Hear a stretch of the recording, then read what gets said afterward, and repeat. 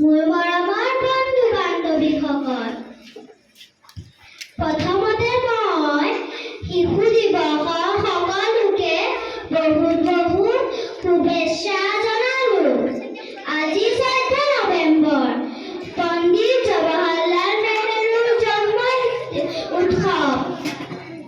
পণ্ডিত জৱাহৰলাল নেহৰুৰ জন্ম হৈছিল